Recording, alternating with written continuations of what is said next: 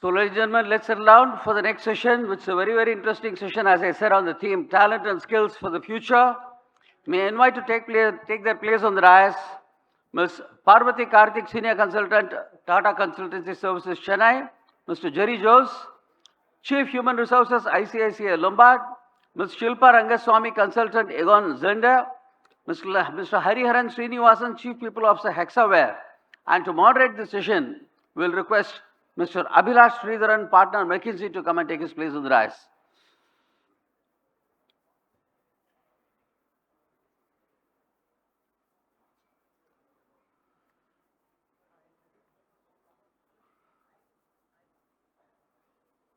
So, delegates, where's the energy? Let's welcome them with a big round of applause.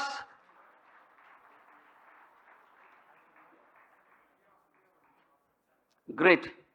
As they settle down for this very, very thought-provoking, very interesting session, particularly for the youngsters who are here in this room, talent and skills for the future, may I now ask the AV team to present their AV.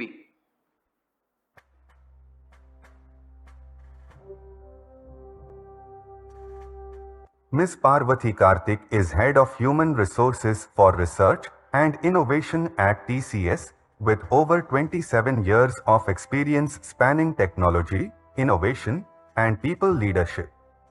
An IIT Bombay postgraduate, Ms. Parvati has played a pivotal role in building scalable, inclusive skilling programs such as the TCS National Qualifier Program, shaping India's future-ready talent ecosystem.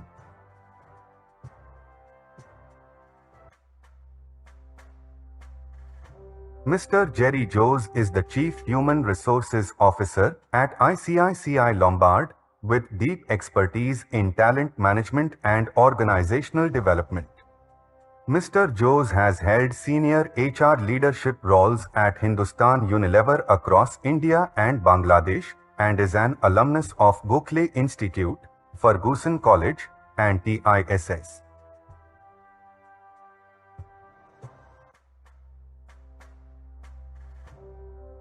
Ms. Shilpa Rangaswamy is a consultant at Egan's Handar, advising clients on executive search, leadership development, and board effectiveness across financial services, private equity, and family businesses.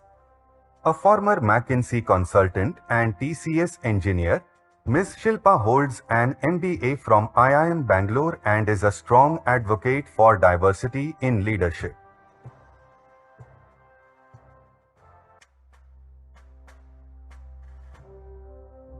Mr. Hariharan Srinivasan is the Chief People Officer at Hexaware, with over 30 years of experience in people management and organizational transformation, including 2 decades with the company.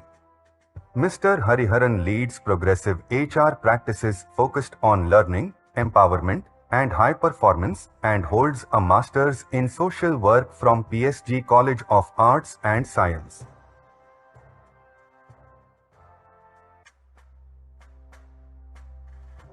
Mr. Abhilash Sridharan is a partner at McKinsey and Company, advising leading banking, insurance, and financial services institutions across India and global markets on growth, productivity, operating models, and AI-led transformation. Mr. Abhilash leads McKinsey's service operations practice in Asia and the insurance practice in India, and is a frequent speaker at industry forums. Thank you, all the dignitaries who are on the dais. Thanks for joining us. May I now request Mr. Abhilash to take the session forward, please.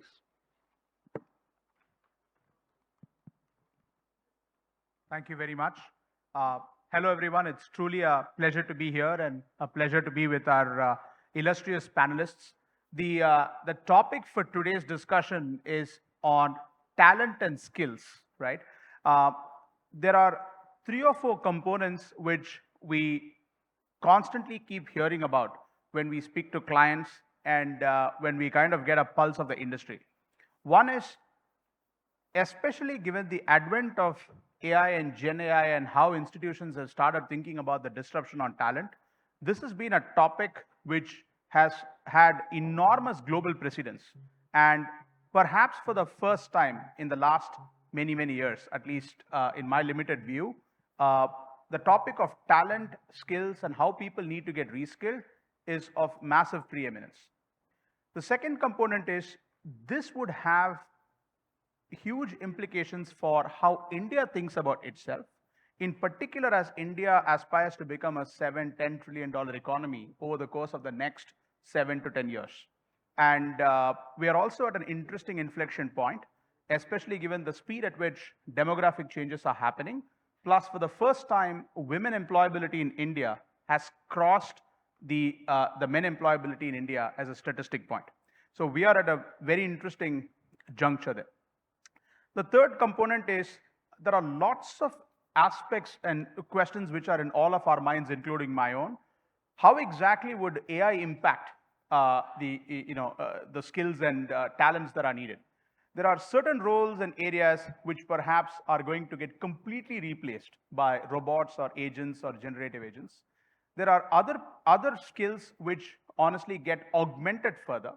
And then the third is there are newer skills that would get necessitated and created. For instance, the need to have a data ontology as an example. And then finally, given all of this, there is a huge cost and capital that is needed in order to build up these skills and talent. And it would be interesting to see how institutions and society as a whole is looking to invest in this. So those are a few things which we hear from our clients, from people in general.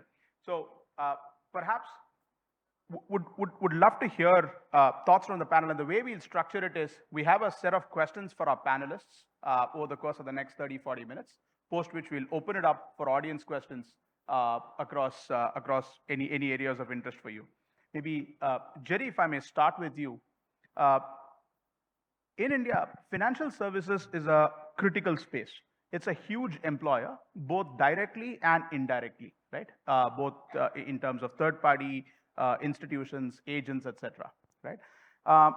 And this is one particular sector where every day we read in the news about some large financial institution which is investing in completely transforming its skill base. I was just reading in the newspaper day before yesterday about Goldman Sachs, infusing a suite of agents to replace compliance and risk functions, etc. So, and ICICI as a group has taken a very disruptive approach towards managing talent, cross-pollinating talent, how you think about incentive structure, etc. As you're thinking about talent and skills for the future, both for, let's say, ICICIs and institutions, and when you take a financial services lens more broadly, what would be 3 to 4 critical areas of focus while taking the 2035 horizon? Thanks, Abhilash, and good afternoon, everyone. Delighted to be here amongst all of you. The important, lesson that we take from some of the rapid developments that are happening in technology and the AI space is that business models are getting disrupted. Obviously the value chain is getting re-engineered, and basically, there are new ways of basically doing business. And the rate of change at which it is happening is makes it so difficult to predict the future. Yeah, because you can't be crystal gazing when you really don't know what's going to happen in the medium to long term. But the good thing in such a glum situation is that there's a saying, the good thing about the future is that it comes one day at a time. Yeah, and therefore it gives you a sense of control. Yeah. And more importantly, I think so the larger focus in the industry or the sector is how do you keep long-term objectives in complete focus and then work on short-term actions, yeah, or capabilities. I would call it capabilities actually, short-term and medium-term capabilities, which help you to meet those long-term objectives. And it is about really course correcting as we go through the short-term and the medium-term. That's the only practical way of dealing with such a future. And in that context, obviously, what needs to be done is still a big question mark, because obviously, there are so many rapid changes happening. It's very difficult to put your hand on the what. And probably there are some fundamental questions, and which is what we do as a group in order to basically ask certain questions relating to capability. Yeah. And we keep building on that in the short term as well as the medium term in order to basically drive our objectives. So the first important question that we ask is, do we have adequate in-house tech and digital talent? And how well are they integrated with the business? Because it gives you a lot of flexibility if you're not dependent on players in the external market. This industry, insurance industry particularly, as well as banking, is getting disrupted, and there's a lot of reliance on external partners.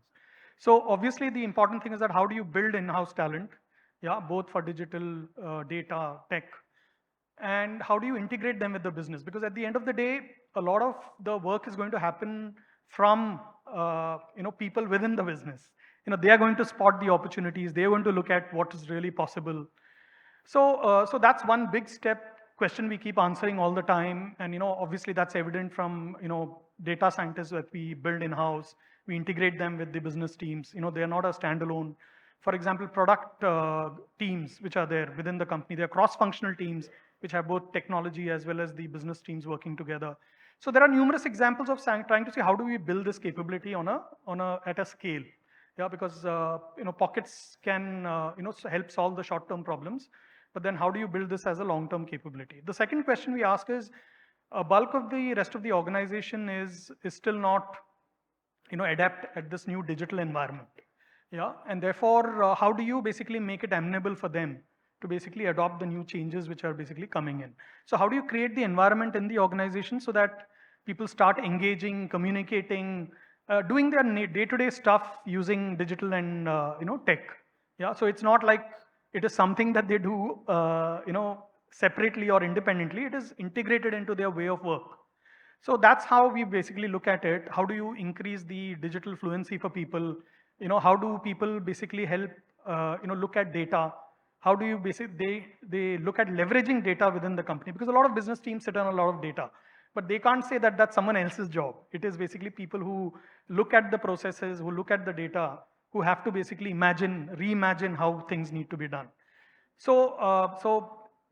Most important thing is things like cyber security. They have to be equally aware. As the organization becomes far more digital, far more tech oriented, they need to understand what are the risks that our organization can have, and therefore what's the role that they play in doing it. So those are some of the roles, and that is some question that we keep asking in terms of integrating people into the larger digital environment that is coming. The third important thing is about what is the value add that people can get beyond the automated systems, beyond the intelligent machines that are happening at the workplace. Because everyone may think that, I have no role to play in this. Yeah, there is something that is happening through digital and tech. What is the value add that I bring into the table?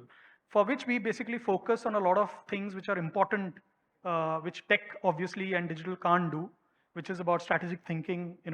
Someone has to see the big picture, connect the dots, drive meaning and sense into what we are doing. And that is important for an organization. So therefore, we look at that as a very important aspect of how we cultivate and build. And like you said, cross-pollination of talent, exposure to companies which are best in class. These are all helping to build that strategic perspective for people. The other important thing is deeper critical thinking and problem solving. I think so that is fundamental. Machines can't do that as yet. I mean, they can probably do that in future.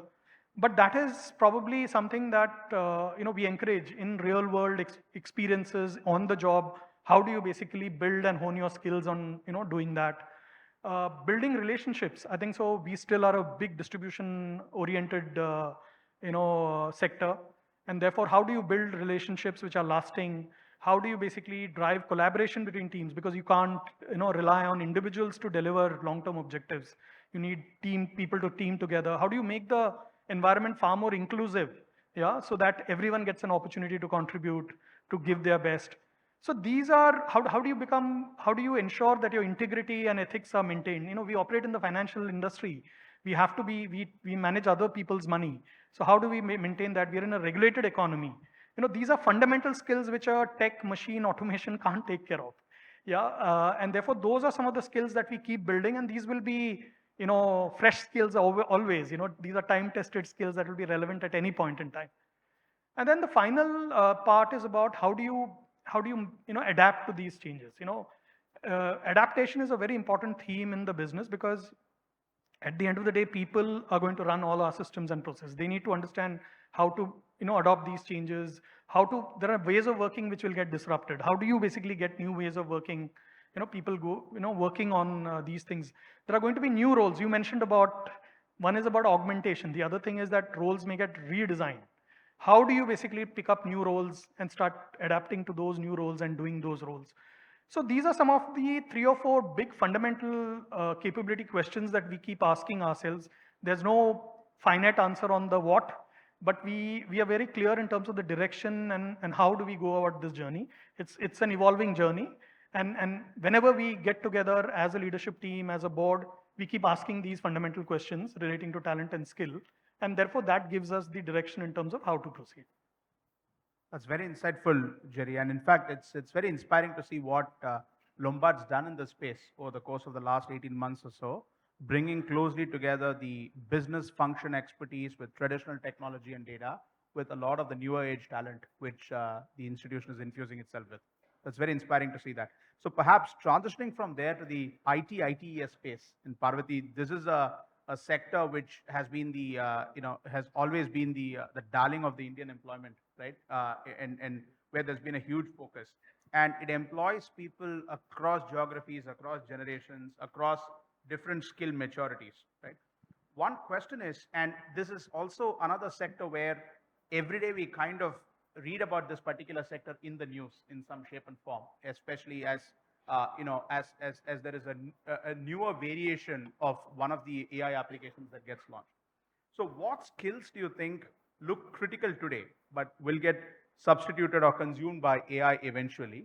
And what are skills which you think are undervalued today, but might actually become critical 5, 10 years down the line? Thanks, Abhilash. A very good afternoon to everybody present, and it's an absolute pleasure to be here, to be connecting with all of you. I hope to share a few points from TCS, the journey that we have embarked on, with the hope that it is something that resonates with all of you as well, as we are collectively in the same continuum of transformation. Abhilash, your question, if I may paraphrase it, I think what he's asking me is, what is it that AI can do and what is it that AI cannot do? So let me start with what AI can do. Our CEO, Mr. Krithivasan, has already shared the TCS aspiration that we wish to be the world's largest AI-led tech services company. We are already on that journey. And as we have commenced, we find that there are certain skills, and I would like to call out 4 skills which are currently relevant, but AI is catching up very fast, and AI will soon take over those skills. The first and foremost being coding. So in services, there is a lot of coding that we have to do on development, maintenance, support projects. So the coding skill is something which AI will take over. Then if you look at the production support and maintenance kind of work, the L1, L2 support, query resolutions, ticket management, all of this are execution tasks. They come under the category of execution. That also will be taken over by AI. The third category comes in data analysis. So creation of reports, dashboards. This will be completely taken over by AI. And the fourth is content. So content creation, content synthesis, content compilation. This is another space where AI finds its relevance. So there are 4 predominant areas today which are still relevant, but are going to increasingly reduce in relevance. But does this mean that opportunity is reducing? Certainly not. Opportunity is not reducing. In fact, opportunity is becoming a force multiplier. And how does that happen? Now we look at what is it that AI can't do. In the future, there will be 3 areas, And I would like to specifically call out these three areas. The first one is managing ambiguity, uncertainty. Business and customer systems today are extremely large, partially integrated. So the ability to be able to look at complex architecture, complex systems, and arrive at very simple technical constructs is going to become the future skill. And I'm talking of what is likely to happen 5, 10 years from now, and that's going to be the mainstay. So the ability to manage ambiguity of systems is going to become a very important skill. The second aspect is about judgment. So when you are having sophisticated AI tools giving you information, the judgment that you take from data, the inference, from inference, the insight, and from insight, the judgment capability is going to become a very important skill, Abhilash. And the third aspect, if I look at it from the holistic architecture and landscape point of view, is going to become systems thinking.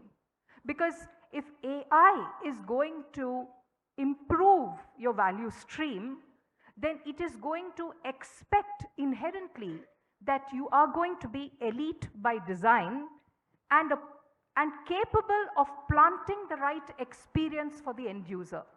So the three skills of the future, where AI is not yet there but are going to stay, are going to be there, is about judgment, it's about being elite by design, and it's also about this whole aspect of being able to frame a problem. Because if coding is going to become something which an AI can do, does that mean that we don't need computer science graduates? Certainly not. Computer science is going to be the most important skill that we would need. But the computer scientist or the computer engineer is going to be one who is going to question AI, is going to review AI code, is going to ask AI to explain its rationale, which is the explainable AI component. So these are the things which are the skills for the future. That's very helpful and very well articulated.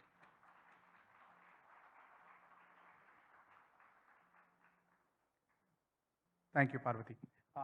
Shilpa, you advise CEOs and boards on the topic of talent and leadership.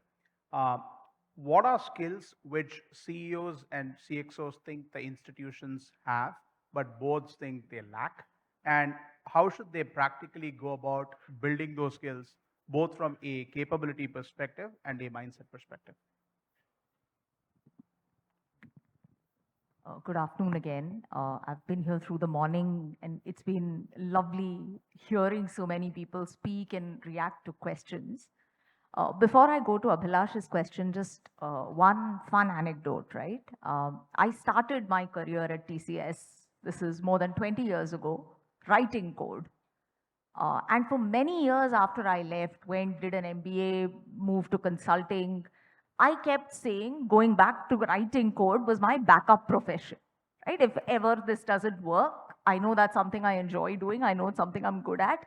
That's what I'm going to go back and do, right? And so a big question for me over the last couple of years at least has been, I don't have a backup profession now, right? What am I going to do next?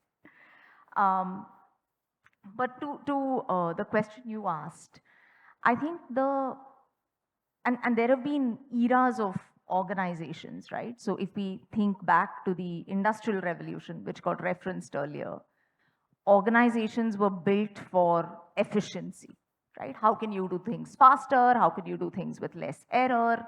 How can you do things more efficiently, right? Then we moved to a phase where this whole strategic thinking became a big deal, right? And then you were looking for people who could predict a little bit the future, to the point you were making, Jerry, and then react to that, right? Or almost plan for it, if you may. I think as we talk to boards today, the leaders they're looking to train, the organizations they're looking to build are what at least we are calling sensing organizations, right?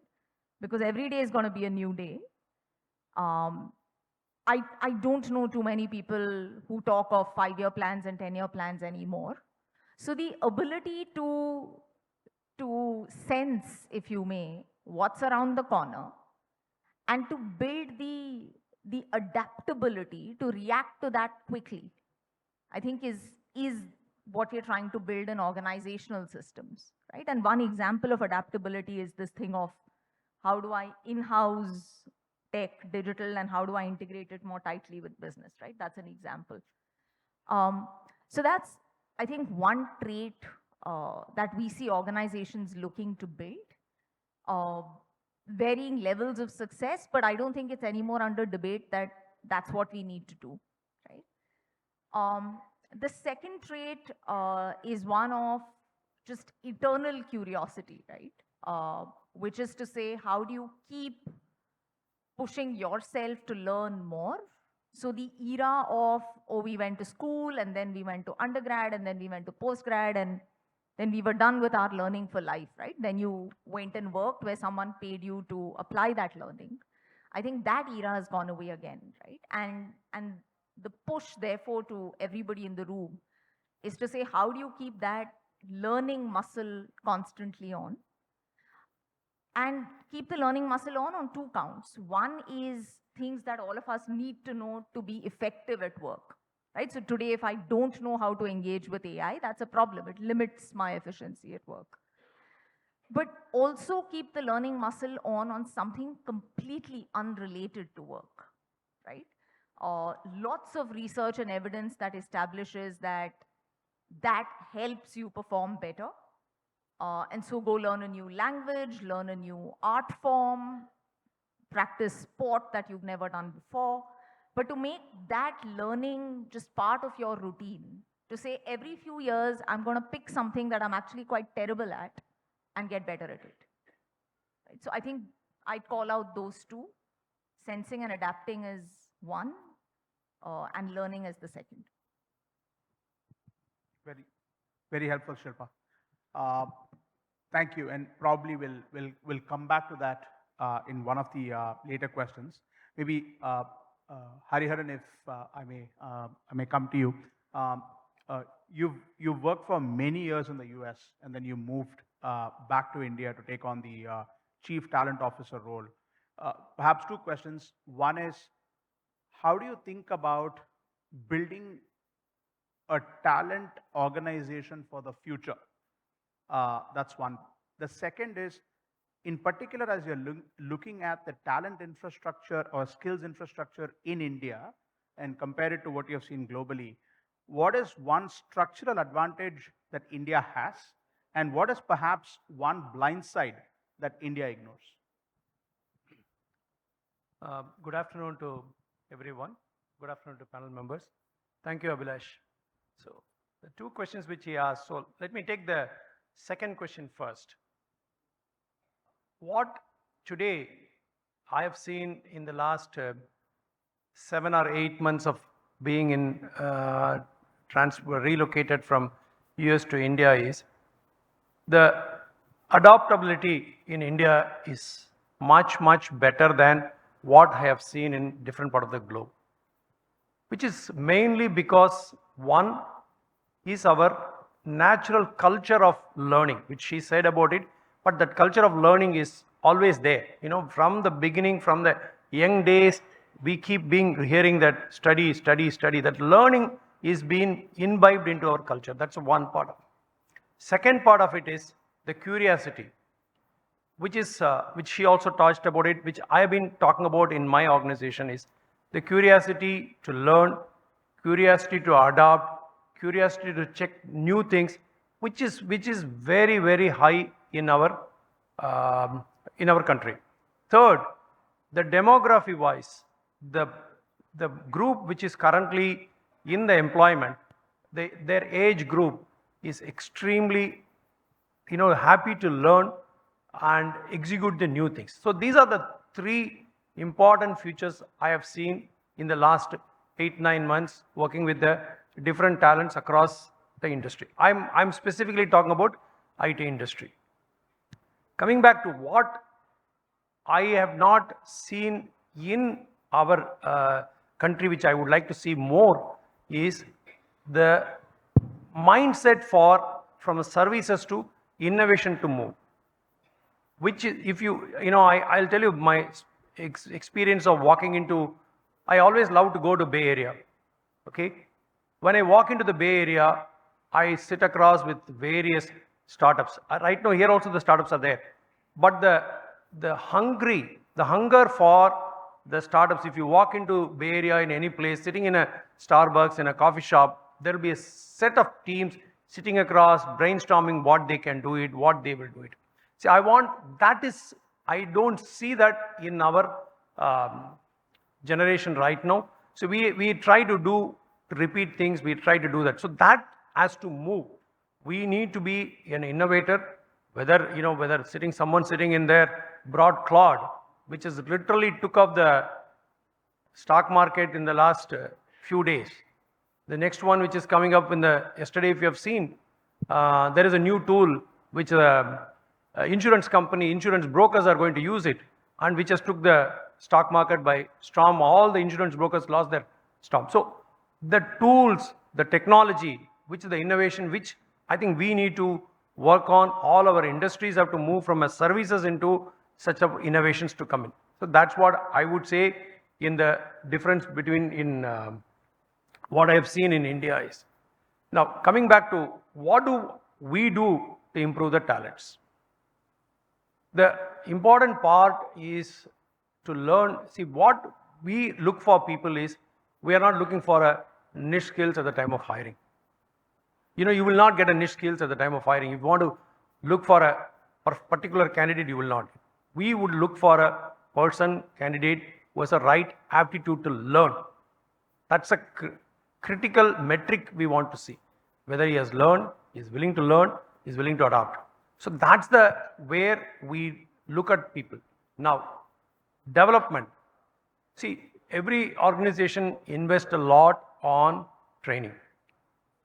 We do have the training. We do what we have is one is a compulsory training, and also the training by you can join the program, and how you are going to learn new skills. What she talked about it, we have a program called Clash of Titans, which we have implemented across the organization. That Clash of Titans, what it gives is, one is you learn what is in your field, and the other two factors are all what is not in your field, what you are not operational using it, which has to learn. So these people who have a Clash of Titans program, where we reward very substantially, to learn we reward. So that's the way we want it. One is monetarily also we want to reward. In the meantime, we also wanted to improve their learning in the areas where they are not used to that. Then third one, which we want to do it, what you learn, how are you going to add value to the customer, which we call it as a CVA, customer value awards, which we give it, and we wanted to implement that learning into the customer environment. So these are the ways we develop the talents in such a way that one is to learn, then other one is to learn new things. That's what we do that, Abhilash. Very helpful, Hariharan. Thank you. Appreciate it. Perhaps now, if I may follow up on some of the answers that each of you had given for questions. Maybe Jerry, if I start back with you. When we look at financial services and understand what different institutions have as culture, there are some institutions which take a talent-first mindset. There are others which take a technology-first, platform-first mindset, that what we offer needs to be fully platformized. As you take a futuristic view over the course of the next 5 to 10 years, how do you expect this industry to evolve? Or more broadly, would it be technology first or talent first? And what gives you more sleepless nights? Okay, so I think so. I'll always keep talent and leadership. I'll extend this to leadership as well, as being the fountainhead. Yeah, because And the reason I'll do that, despite technology disrupting some of the business models, value chains, and all that, is that today a lot of AI is all pervasive. It permeates through every section of industry. You need people at a leadership level to make sense of it. Yeah. Today there are a lot of organizations who are shooting in the dark. They realize the potential of AI. They get into it. They basically implement a lot of stuff. And then they realize probably, this is not the thing, and the next big thing has happened already. I think so. Leadership is important from a point of view to form a point of view about the future and how technology will be a great enabler to drive the larger business objectives. Yeah. So, and that is really about connecting the dots in the larger operating environment. Seeing how this will basically enable some of the key stakeholders in the operating environment. As a corporate, you are dealing with several stakeholders, and each of them are going to get impacted. So it is basically trying to see the big picture about how this can actually impact, some of your key stakeholders, and therefore, what's the point of view you basically build on that. And more importantly is, how do you make economic sense of the investments that you are basically, getting into in terms of tech and AI. At the end of the day, this basically needs to translate into business outcomes, yeah, in terms of growth, in terms of, that's really the big, thing that, so a lot of people do things because it's bright, shiny objects. They want to get into it. They want to impress certain stakeholders. But if the leadership doesn't have a clear point of view in terms of saying how this connects to the larger objectives of this organization, how it can be leveraged to the best of its ability, understand the context of the business in which it needs to be applied and leveraged, that takes a great amount of skill. So technology per se does not give you advantage.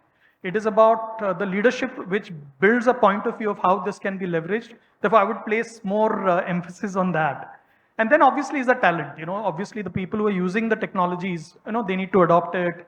Obviously, a great talent can leverage technology in a much better way than a person who's not really adopting it and going.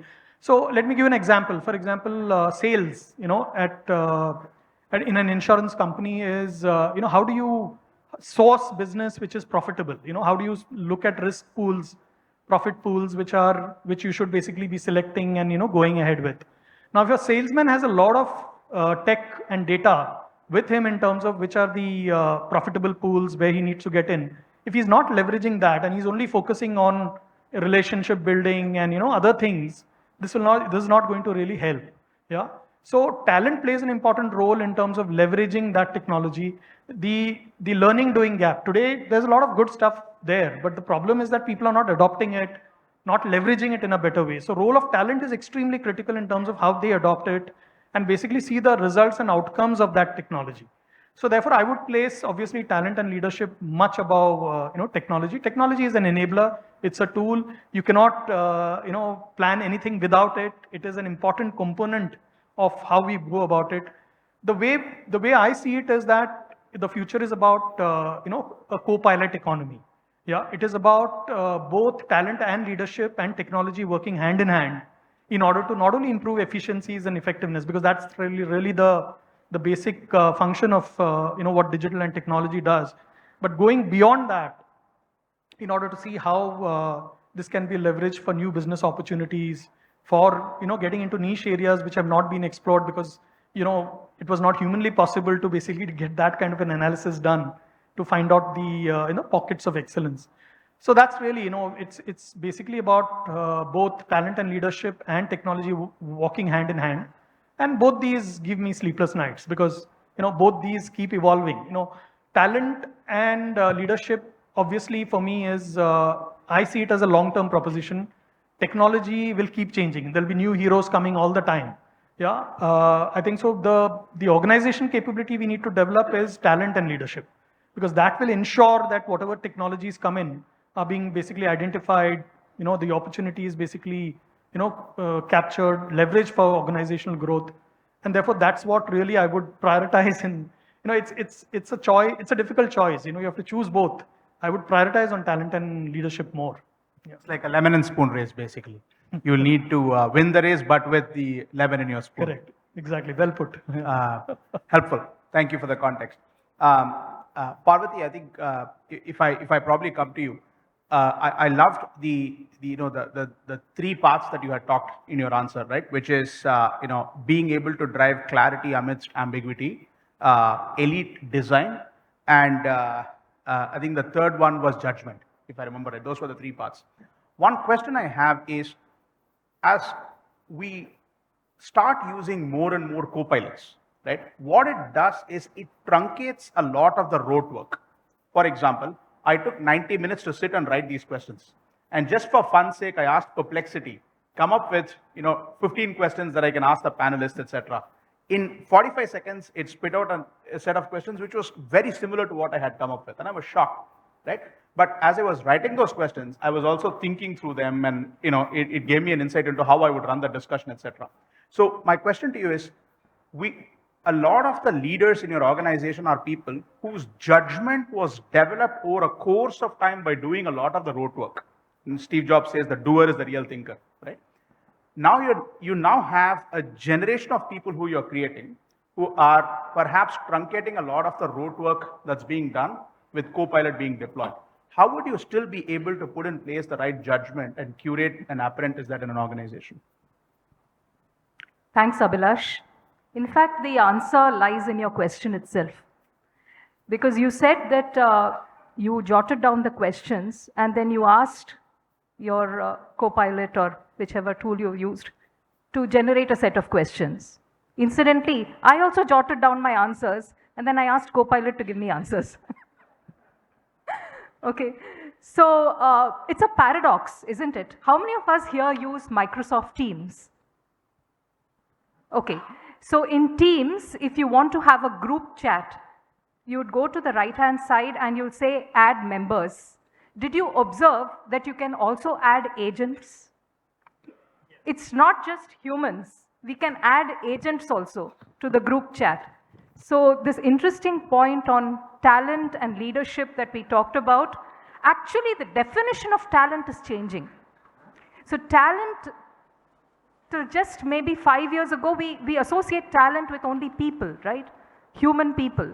But talent today, by definition, is changing. It is talent is equals to people plus agents and systems. So we are looking at a future world, a future talent model where humans and AI are going to work together. We all know the traditional CAPA, causal analysis and preventive action. So in his question, he said, if AI is going to do everything in a near perfect way, how do we get the learning? How does the human learn? Because traditionally, we have always thought that a defect closure loop is where the learning lies. So you close a defect, there is a correction, a corrective action, and a preventive action, and through that, your next cycle of plan, do, check, act improves. But today, that whole thought process itself is changing. AI is taking care of a near perfect solution for you. So therefore, where should the judgment lie for the learning to occur is the question that each one of us here needs to fundamentally ask ourselves. Where should the judgment lie? And I think the answer is in being able to shift our focus from output to outcome. That's where the judgment lies. Because we have looked at work and work design in such a way that there is an entry, task, verification, validation, and an exit and an deliverable at the end of it, which may be your output, but not necessarily the end outcome or the success definition, as we call it, the definition of done or success. That success measure or outcome measure is where actually all the thinking is going to get redirected. And by trying to align to outcome measures, we will learn and we will have our ability to judge sharpened. So that's the first point. The second point is, of course, on these methods. So I'll give one more example. We ran a contest in TCS. So AI obviously is a very, very useful tool to actually look at the application submission. There are criteria for an application to get selected to next stage or not get selected. And since these are very objective criteria, AI becomes a very good assistant to actually tell you which applications can get shortlisted. Then these shortlisted applications go to a jury. Now, I had a discussion with our CTO and I said, CTO, look, as the AI assistant has given me the output. It's also told me where each of the shortlisted applications for next level are in terms of their level of completion to that particular category. So shall I give this to the jury so that then they can do their evaluation in an assisted manner? Do you know what he said? He said, don't. Don't give the AI output to the jury. Let the jury decide on their own. And then if the jury's decision is on the table, the AI's output is also on the table. If there is a mismatch, let's bring it up for dialogue. That's where the judgment comes. So we use AI, but we are not allowing AI to replace human judgment. We use it as an aid to sharpen the process, to speeden up the process, and to give better outputs in terms of quality. And that's how we can, work with AI so that while the AI ensures that to a large extent things which don't have to be done, which are repetitive tasks, that it will take care. But the judgment factor will be will still stay as the end point before a decision is taken. I really like that answer. One is to avoid a lot of the junk miles that we might have end up putting in, and AI is essentially able to help us cut that. The second is, in specific places, it helps us with quality control, which may not have been the case. Really love that answer. Maybe building off of that, and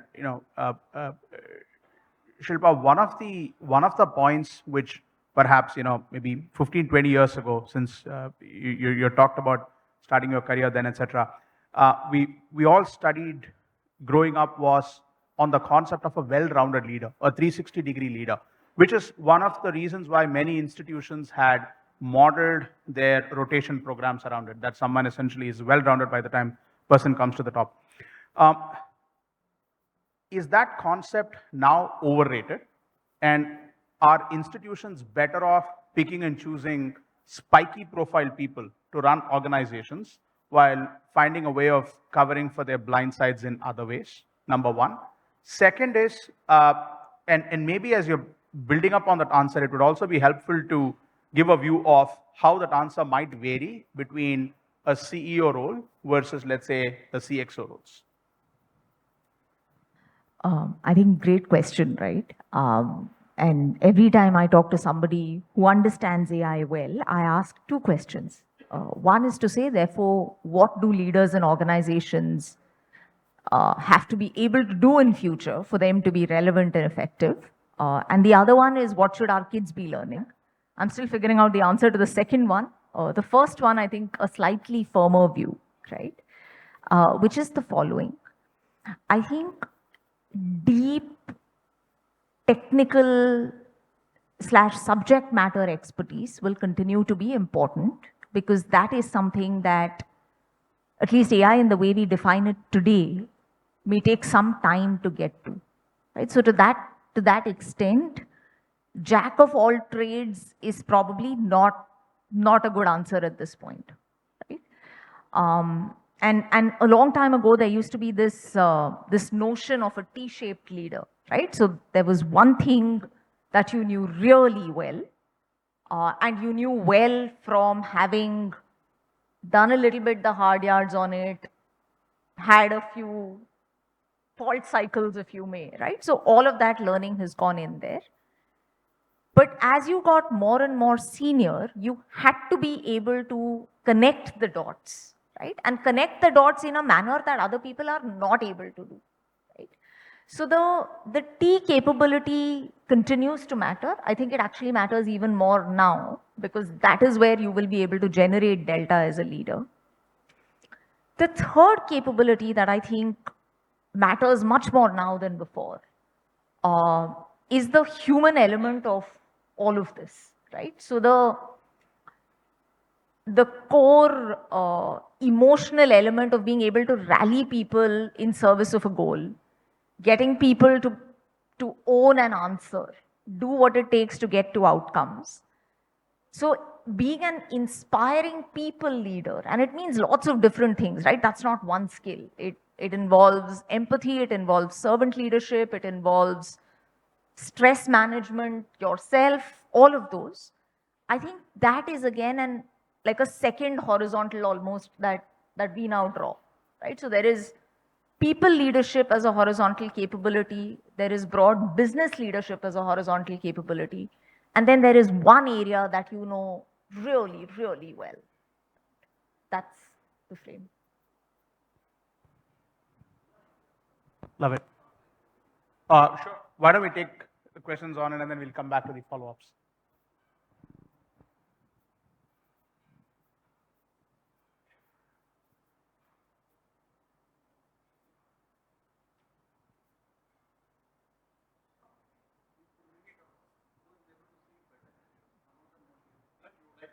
Yeah. Oh, it's on the screen. Yeah.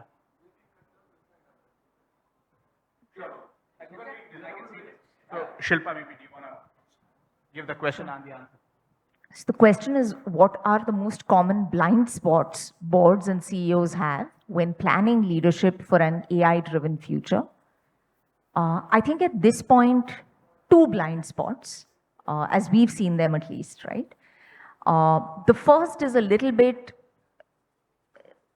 not enough clarity on the pace of change, right? So what is this thing going to be able to do, and how quickly is it going to change the game, right? I think that's an open question, and we've heard it across sectors, across geographies. It's universal, right? And more often than not, I think it's underestimated. That's number one. And number two is, Jerry, you referred to this, right? The deep thinking to say, how do I separate out all of the bells and whistles from what is this really going to allow me to do in a manner that is differentiated, right? I think those two are what we'd love to see people do more of. There is an inherent conflict there, which is most of us are wired to operate and think in a very definitive way, right? If then else, that's the loop we're all trained to use. When you add 2 or 3 layers of ambiguity into that, right, there's a bit of the paralysis of, do I know enough to be able to commit money to this, right? What if I'm taking the wrong bet?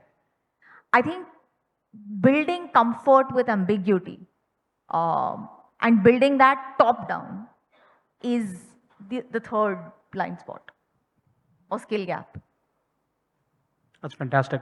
I see the next question. What core skills do you believe will remain future-proof despite rapid technological disruption?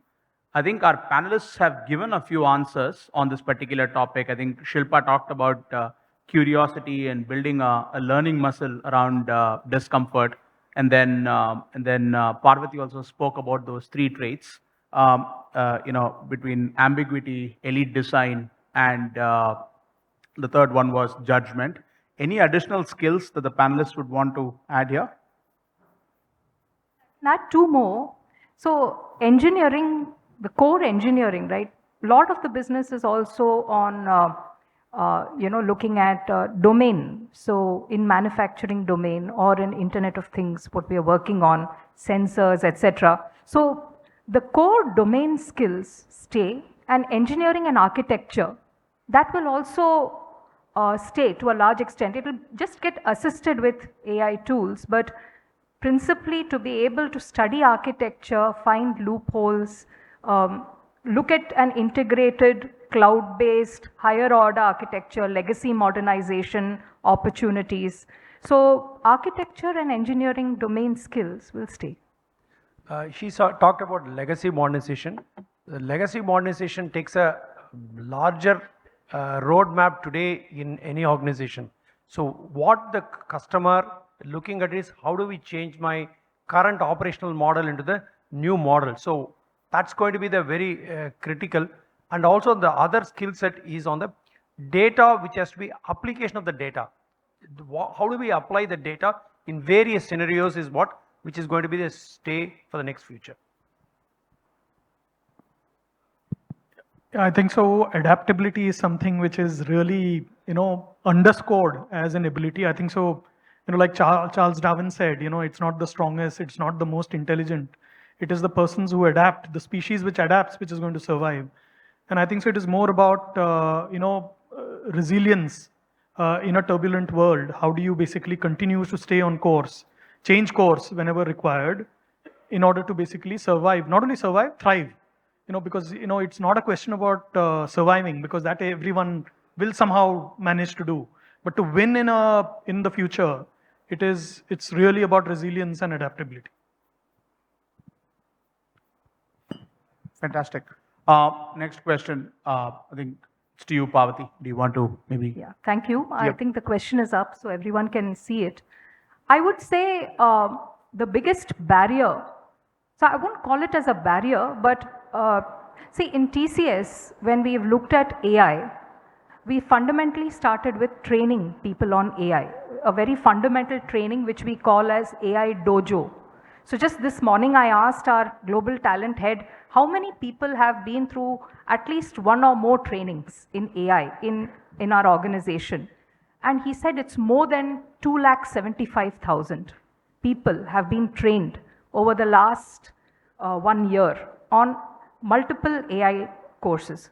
So the barrier, if you ask me, is after training, it doesn't mean transformation. There's a long mile to cross. The internalization process. Internalizing and making it practical is where the next step is. So to do that, the second part of the question is, how do we do that? There are two ways to do that. We have to practice what we preach. So every function in TCS has a goal that we have to be early AI adopters in our own function, whatever be the function. So in recruitment, for example, we have something called a learning coach. So this learning coach is a bot which will automatically ask you questions so that the chances of getting a select by an interview panel will be faster. We have something called a Max bot. Max is a bot which you can ask policy related questions. So it will give you answers. So you don't have to always look for a person at the other end, the HR business partner. Simple questions can be answered by Max bot, which is available on your laptop. So like this, we have to embrace AI and become AI practitioners.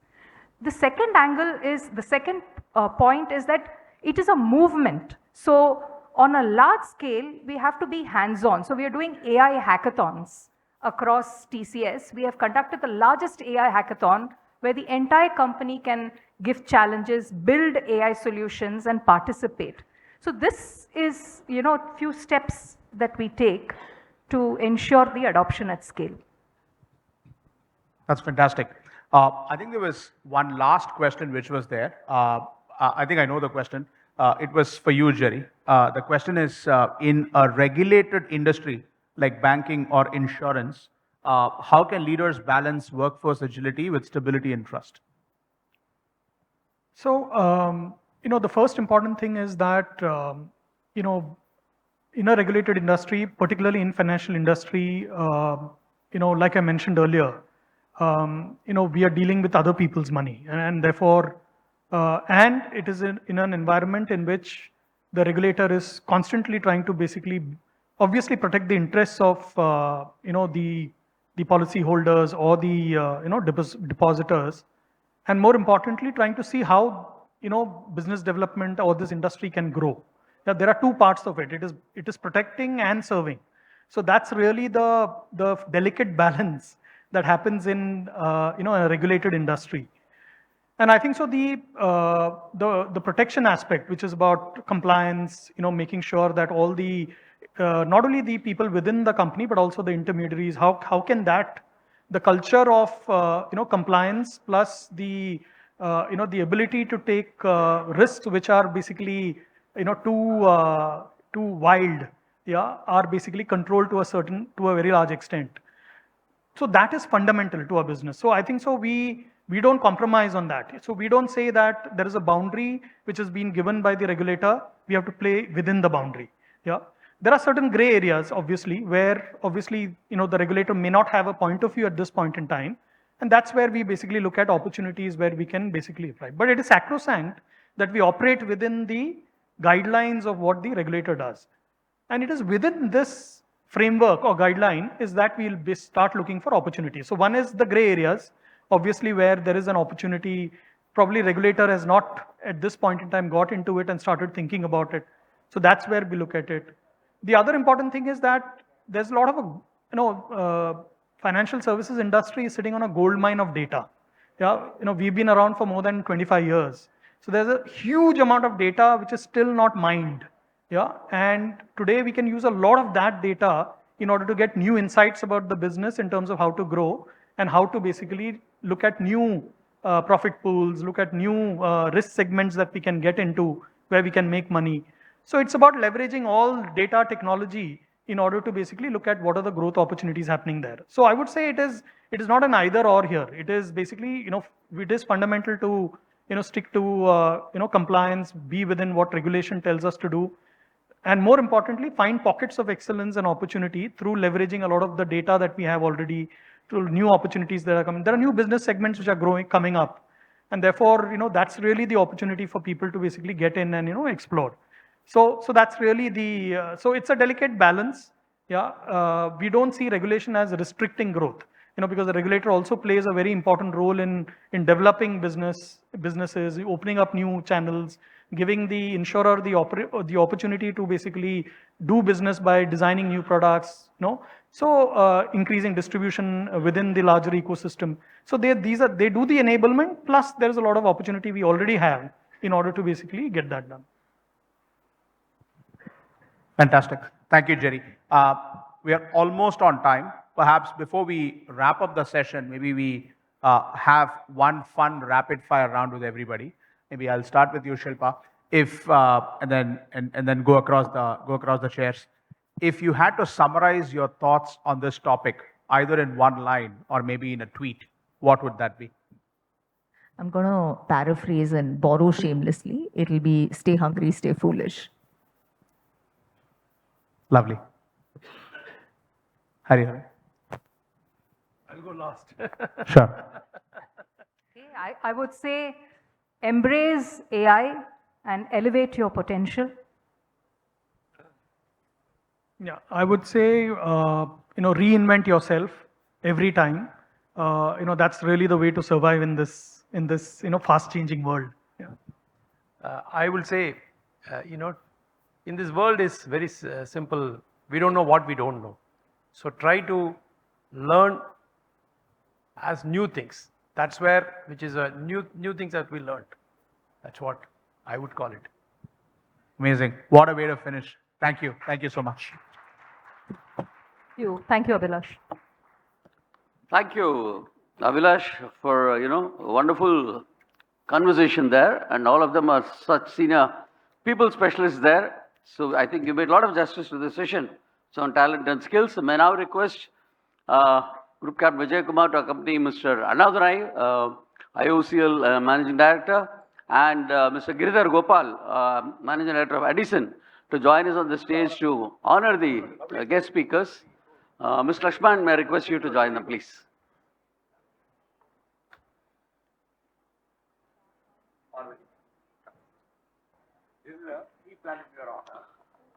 I think we need to give them a big round of applause because they kept up time as well, on time for lunch. So it's been a fabulous discussion. Thanks all of you.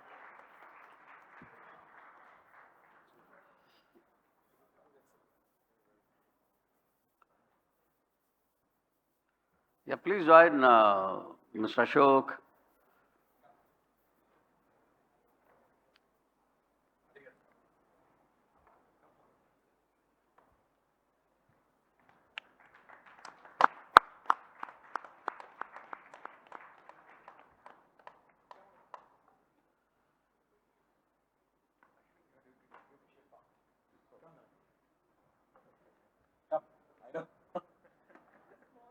So,